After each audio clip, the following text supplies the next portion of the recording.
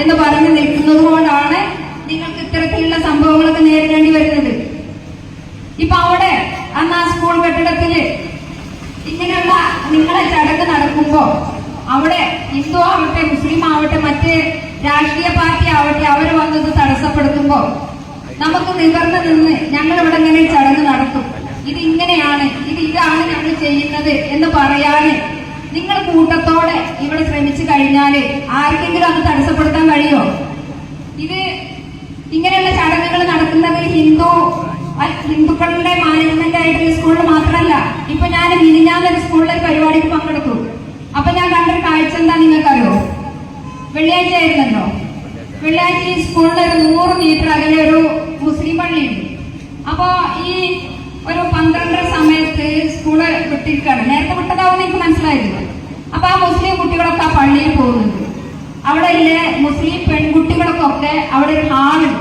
ആ സ്കൂളിൽ വലിയൊരു ഹാളുണ്ട്. ആ സ്കൂളിന്റെ ഹാളിൽ കയറിയിട്ട് ഇവരെല്ലാം നിസ്കരിക്കാണ്. അപ്പൊ അതിനൊന്നും അവിടെ ആരും തടസ്സപ്പെടുത്തില്ല, ആരും തടസ്സങ്ങൾ പറയുന്നില്ല. അപ്പൊ എന്താണ് ഈ ഒരു വിഭാഗത്തെ മാത്രം എന്താണ് ഇങ്ങനെ ചൂഷണം ചെയ്യുന്നതെന്ന് ചോദിച്ചാല് എന്റെ ഒരു അഭിപ്രായം പറയുകയാണെങ്കിൽ ഞാൻ നിങ്ങളെ വിഭാഗത്തെ താഴ്ത്തിക്കെട്ടെന്ന് പറയുന്നത് അതായത് പഠനത്തിന്റെ ഒരു കുറവാണ്. അതല്ലെങ്കിൽ നിങ്ങൾ എപ്പോഴും ഉറങ്ങിക്കിടക്കുക, ഉറക്കം നടിക്കുക എന്നൊക്കെയാണ് പറയുന്നത്. ഞാൻ പറയുന്നത് ഇതുപോലുള്ള ചടങ്ങുകൾ നിങ്ങൾ നടത്തുമ്പോ അതിനെതിരെ നിങ്ങള് വാളും തോക്കും അല്ലെങ്കിൽ അവിടെ പ്രശ്നങ്ങൾ ഉണ്ടാക്കണമെന്നല്ല ഞാൻ പറയുന്നത്. പക്ഷെ നിങ്ങൾ അതേക്കുറിച്ച് പഠിച്ചു കഴിഞ്ഞാല് ഒരിക്കലും നിങ്ങൾക്ക് ആരും മുന്നിൽ തല ഉരിക്കേണ്ടി വരില്ല.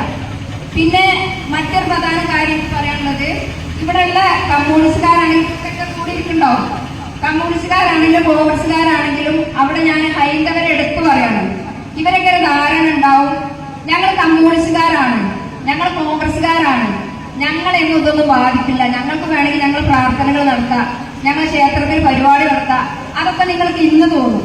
ഇത് പതുക്കെ എവിടെയാണ് എത്തിപ്പെടുന്നത് നിങ്ങളുടേത് നിങ്ങൾക്ക്